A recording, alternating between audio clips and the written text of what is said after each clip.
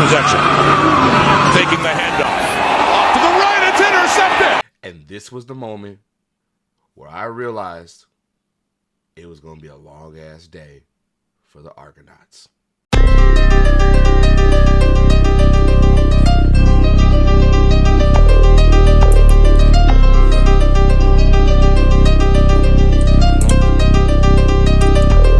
Don't kick the dudes with dreads. What's good, everybody? It's Coach Phil with Coach Phil Reacts, and I am back with another video.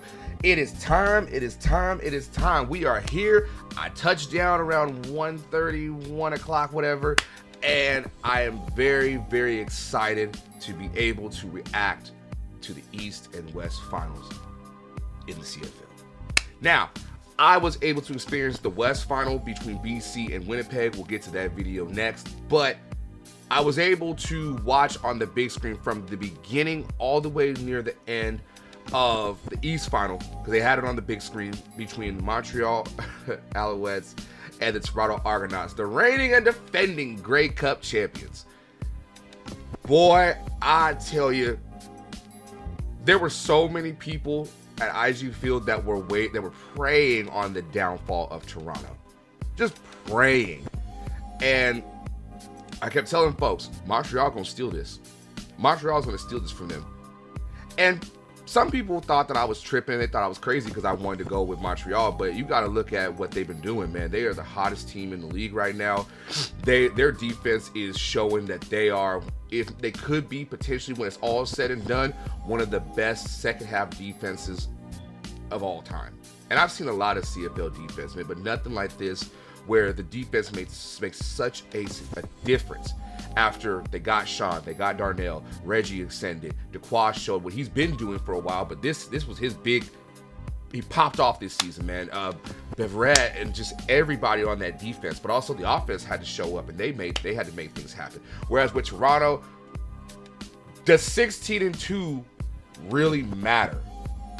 And would their light schedule that people like to say they have affect them in the playoffs? Because they didn't have to play last week. They've had a week or so off. Would that bite them in the ass? So we're gonna take a look at it. If you haven't seen the game, we're gonna watch the highlights together. We're gonna do our thing, man. So, by the way, your boy looking good, man. Boy, I got the Rick Ross beard. Yeah, I got cleaned up. Shout out to my boy, you know what I'm saying, at the Blur Barbershop in Winnipeg. Go check him out, man. The man gave me the Jamal Morrow cut, you know what I'm saying, with the Rick Ross beard. Boy, I'm out here looking sharp. But anyway, if this is your first time to the channel, run over there, subscribe, hit the notification bell, all that jazz.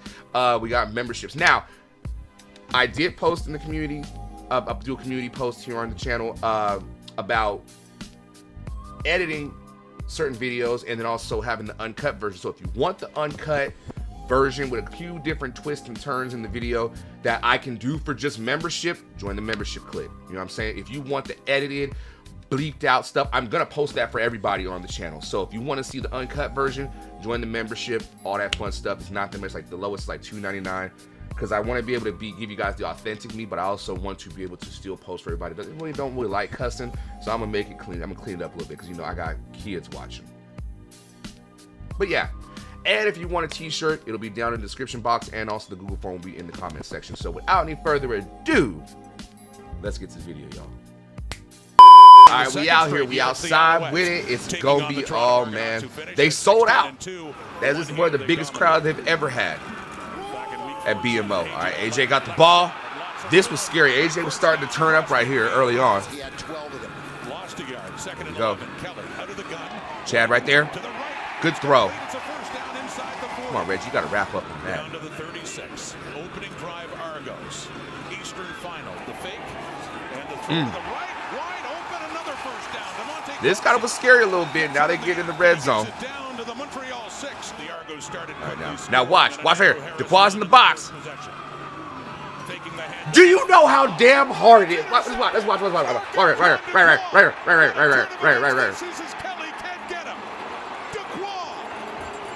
Dequoy. Easy, buddy.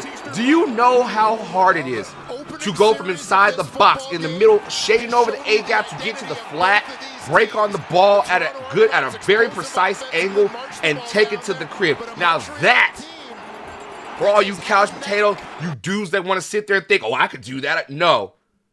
Get your fat ass in the box and see if your fat ass can break on the ball at a 90-degree angle and go get the pick and still be in stride to go take it to the crib. You know you can't. You can't even get off the couch and go to the fridge and get a beer without being gassed. DeQuan took it all the way to the crib and still was able to celebrate a little bit. So shut the hell up. All right, now we got Cody dropping back. Cody was getting licked. Pause. He was taking licks right there. I ain't gonna hold you. All right, now Chad dropping back. All right. Oh, let me fix this because I know I'm gonna hear it in the comments. Let me not cover the skull. Deflection. Nah. I was liking how aggressive Montreal's defense was. They weren't overly aggressive, but they still were able to get to make Chad make decisions he didn't want to make.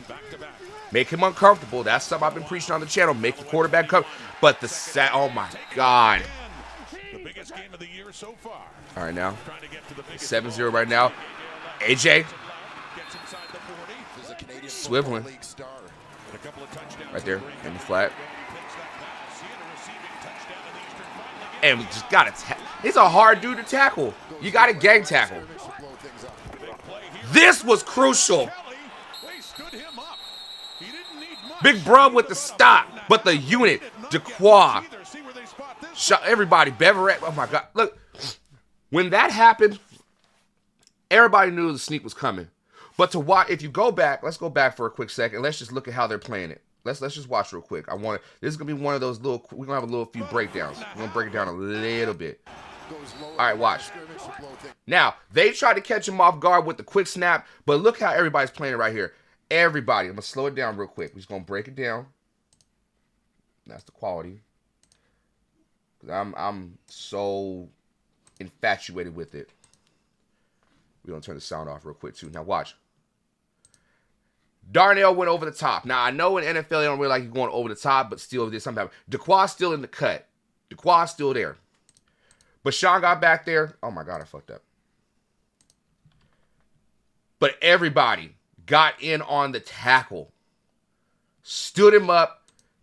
1, 2, 3, 4, 5, 6, 7 guys around one person while the O-line was still trying to duck down, go at it, and try to make them fall to make a crease for him to get in there. That is a third down stand that you don't get every day.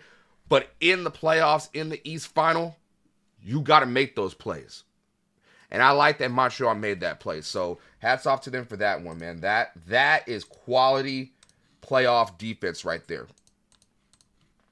He didn't need Great much. stop. Needed about a foot and a half, but he did not get Unbelievable, much either. y'all. See where they spot this ball. That's a unit right there. All right, they were backed up a little bit right here. So they take over. Great catch. And he dumps it off there for Football, who gets up across the 10. All right. 2nd and 7. What you doing now? But you know no good now. After a big turnover on downs. Cody was just walking into the sacks early on. Yeah. Good Lord. Good Lord. On that team as well as they beat Calgary that year. We on. Get him. Good catch. Good catch. All right, field goes up. And this one put down at the 45 for the first points of this East. And it's good. From their 40, it's a 2nd and 10 Montreal. Now Montreal just needed to get at least another touchdown, but this is what we needed to see more of. Stand back on the move.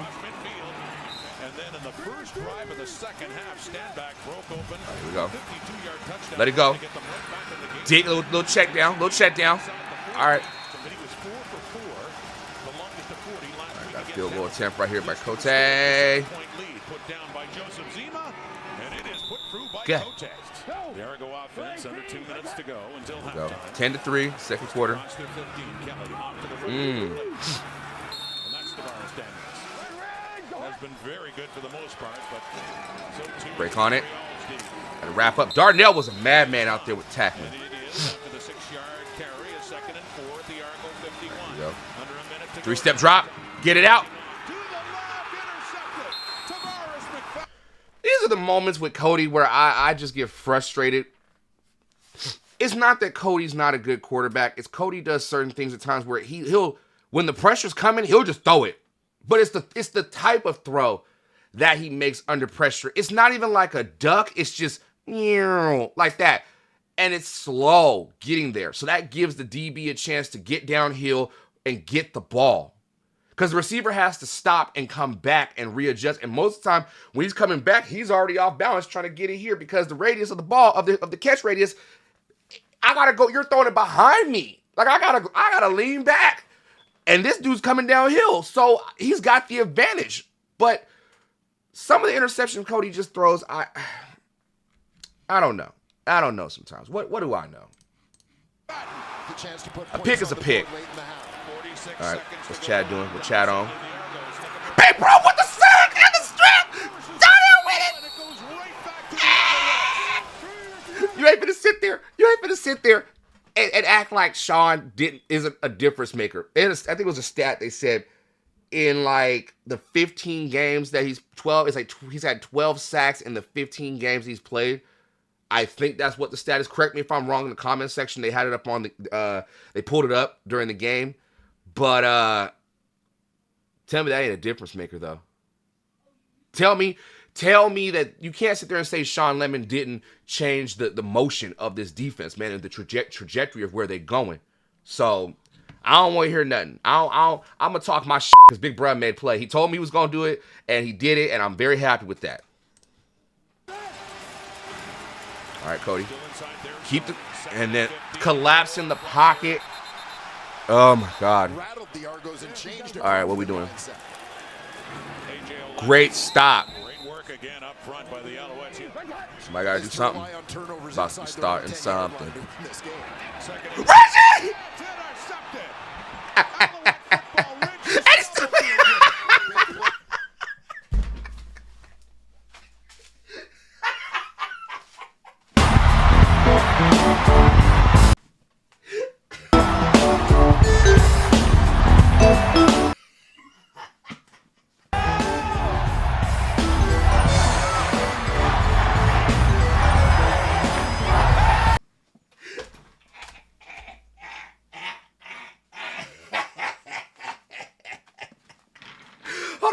Hold on, hit the Bobby Brown, We don't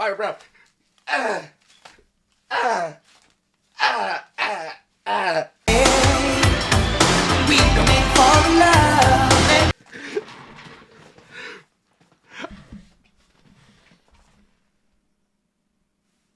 You know I'm gonna talk. You know I'm gonna talk it. How this man wasn't in the Rookie of the Year conversation at the end of the day is beyond me. I don't see the other two guys that are in the playoffs. That one of them wasn't in the playoffs. I give credit, he's a good dude. Both guys are great candidates for Rookie of the Year. And I've held off talking about this because you know Reggie's my dog. But the stats don't lie, and look the difference he's making. That's the real Rookie of the Year. That's just me. On a non-biased tip, look at the stats and look at the numbers he put up at the end of the game. Look at him. Just look at him.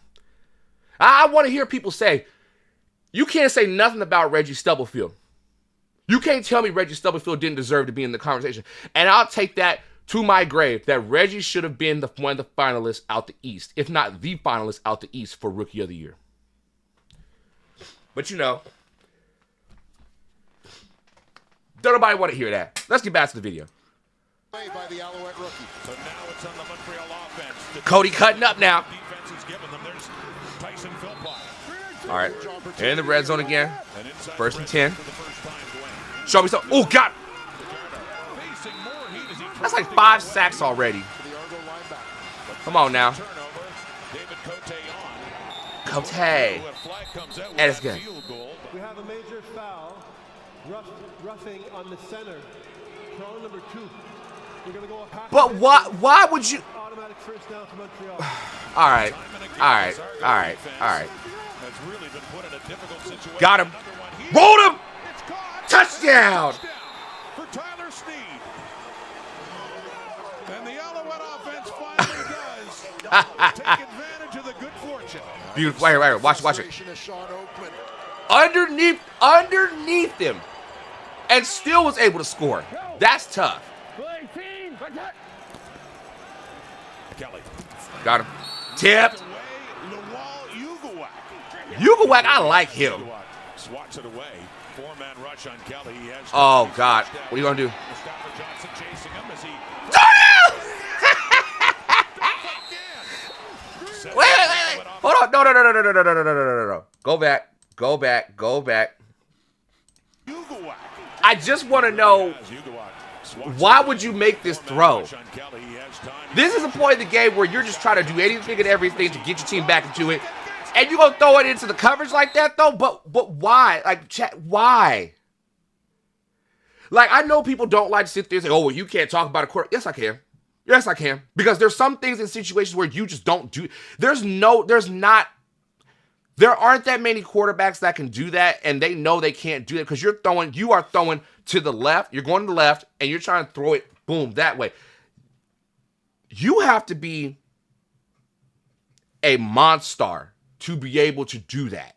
You've got to be one of one, an anomaly to make that throw. Patrick Mahomes can do that all day, every day. We've seen him do it at the highest of highs and the lowest of lows in seasons.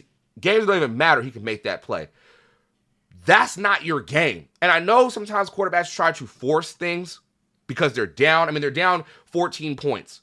So you're trying to get back in the game. It's still early in the third quarter, but that's not the play you make, man. And I love Chad. I love what Chad can do, but that's not the play you want to make, man. Either run out, get out of bounds, something. I don't know. Take your loss, but and push him back, whatever. But sometimes those inadvertent turnovers are just what they are. They're turnovers.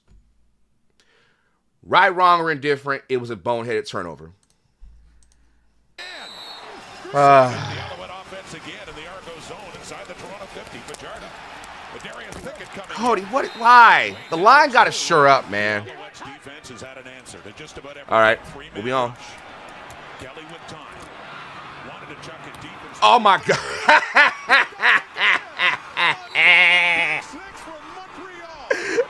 Oh, my God. Look at him sit. Say he squat. Right here, come back. I'm going to come back down. I see the wheel. Gotcha. Mr. Carter is a pimp. That's why he's got the rock. Oh, my God. Montreal from the 37. Fajardo takes but watch Cody. Watch Cody. Look at Cody. near midfield. Alouettes hoping. All right, here we go. It's almost in the third. Let it fly. Deep look over the middle for speed. He would have caught that. That would have changed everything. Quarter begins. All right, where we on? Kelly with the ball. Lots of time in the three-man rush. Gets rid of it. Completes it too. He finds an open receiver. Whistled in. Here we go. From the 37. AJ left. It's a little late. I know you still got to keep the run game going, but all right. Get your run game in. From the Montreal 25. Come around the edge. Climbing the ladder. Chooses to run it. He takes off. He gets it down lick. close to the 15. Here we on. Let it go. Here on TSN, Chad Kelly, 2nd and 8. He keeps it down around the 5 as he is hit. That was a tough one. Right at the 1. All right, Cameron Dukes in. Dukes keeps right side. Got in. And the first touchdown of the game in this Eastern All right. for the Toronto Argonauts. Bro, don't talk trash now. You still down. You down 15. Let's get it. Keep the head right. You know what I'm saying? No one in behind to scrape. AJ Ouellette leads the league in Here we go. 20-plus-yard runs. We're rolling. Daniels leads the league in 30-plus-yard receptions. Javon Leake leads the league in punt return touchdowns. Oh, he gone. He was gone on this. I told you. He's done it before. James, I told you it was gonna be there. There's creases, and I'm so happy for James, man. I am so happy for him. He said he was gonna get it. Bro went and got it. He said, I know I'm gonna get but I'm gonna get mine though. Oh my God. Oh God. A smaller one to Daniels though for a first down across. Here we go. Kelly. Deep look. Butterball naked open. That seam was there. Now watch right. Up the numbers. Yeah, they need about a couple more. Great play. That was a great play, man. I love it. Great play. First and 10, Cody Fajardo. And the But they on. Montrealalouettes with a 14-point lead. Oh, got him right there. Tuck! Get off of me! Bounces off the bar, McFadden, and he keeps going. You know, when I saw him run, you know what played in my head? That scene from The Longest Yard when Stone Cold Steve Austin was he was in the locker room. He's like, "That's how a white man plays the guitar." Like,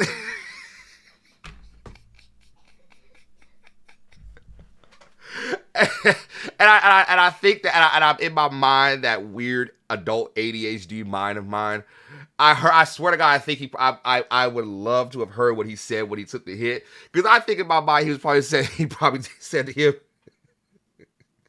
"Better open up a can of whoop ass on you, son." Like,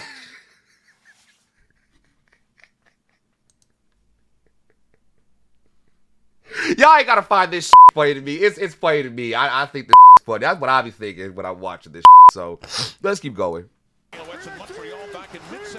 All right, fourth quarter, 5 minutes left. You gotta get down, Cody. Ooh. This was. Let it go. Good. All right. Now the fans already trickled out. This is how fickle. Oh my God. Get him again. Oh, damn. Punch it in one more time. And got him. Oh, ah. You gotta get one more. One more to go. And you can put it on the board. Yes. And Tweed. Look at the run. Followed his blocks. Everybody turned him inside and kept the feet moving. Well, Montreal has found a way to stop the Argonaut juggernaut. Let's get to our final thoughts, y'all. All right, so boom, check it out. This is the final thought from the East Final.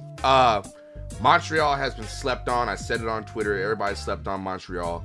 Everybody was wanting Winnipeg and Toronto so bad for the rematch, which is fine, but it's surprising.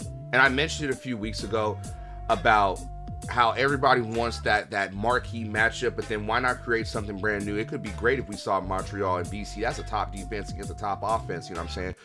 But for Montreal to do what they've done and finally getting back to the Cup, I think it's been 13 years since they've been to the Grey Cup. I'm very happy for them. I'm very happy for everybody in Montreal. They did their thing. Other than the fact, I would say the one that I would say need to tighten up a little bit is that offensive line, man.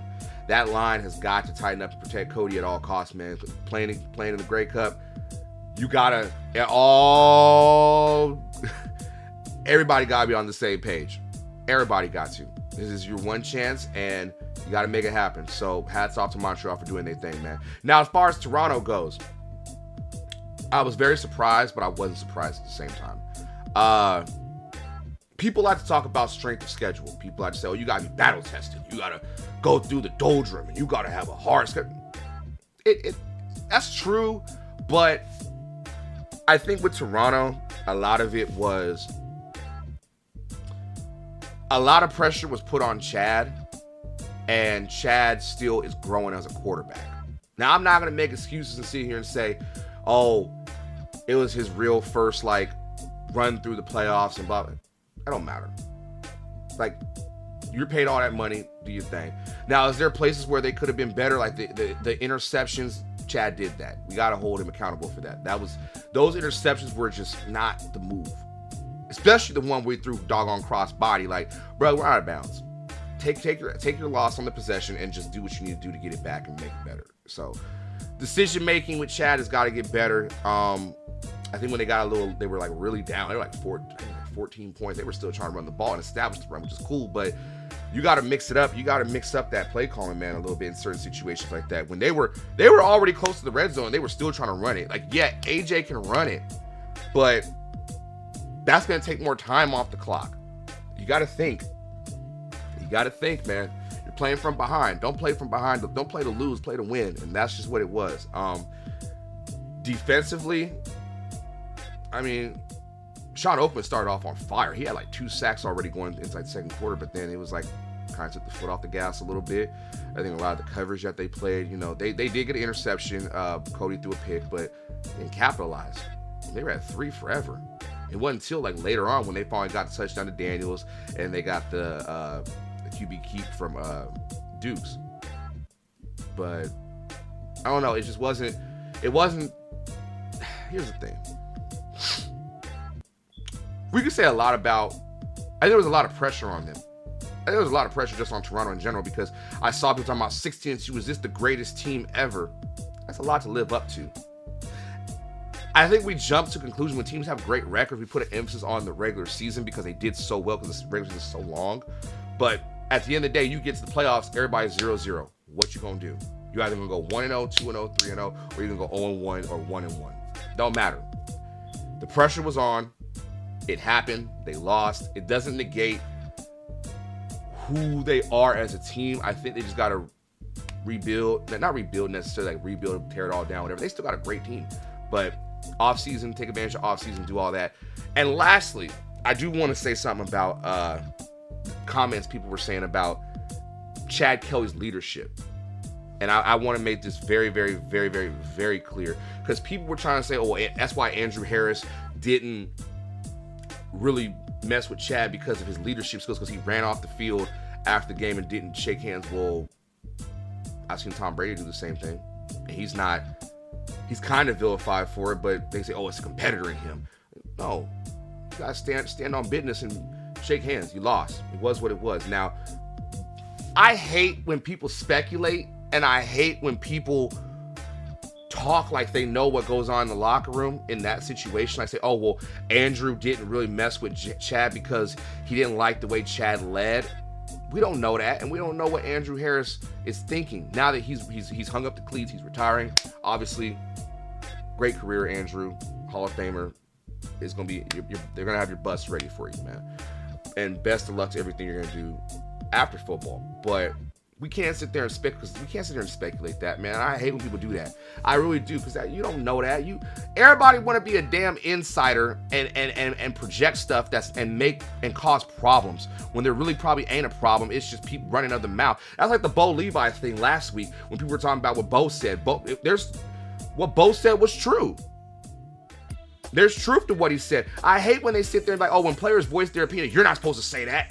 But yet when people in the organization say it about the player, it's justified because it's business. No, that's another story for another day. The point is, great game for Montreal. Congratulations to them. On to the Grey Cup. Hats off to the whole Montreal team. Sean, my big bro, my guy Reggie, Cody, Dequa, Antwi, everybody. There's so many different players, so many players on the team, man. You can give credit to Beverett, Avery, all these guys. James, great kickoff return, man. Everybody on that team. That team came to Darnell, man. Everybody came together and they made it happen. They became the hottest team in the league down the stretch. They did their thing. They knocked out Scamilton to knock off the reigning, defending Grey Cup champs. That says a whole lot. And to do it in the East Final in a rematch from last year, man. Wasn't the same team from last year, man. And happy for them. And we represent the East now.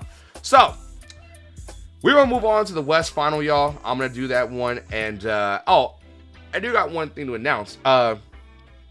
On Wednesday, y'all, I want y'all to be looking out for, I'm going to post on Thursday, but on Wednesday, I am going to be doing another episode of Deep in the Game, and I will be having a very, very good player coming on. I'm going to have Joshua Woods, linebacker for the BC Lions, on the channel. We're going to talk on Deep in the Game. We're going to talk about the season. We're going to talk about the playoff games. We're going to talk about his journey in the CFL and also just his journey in football, have some laughs, do that whole thing. So I really want you guys to tune in, check that one out, man. It's going to be a great one. Shout out to you, my boy.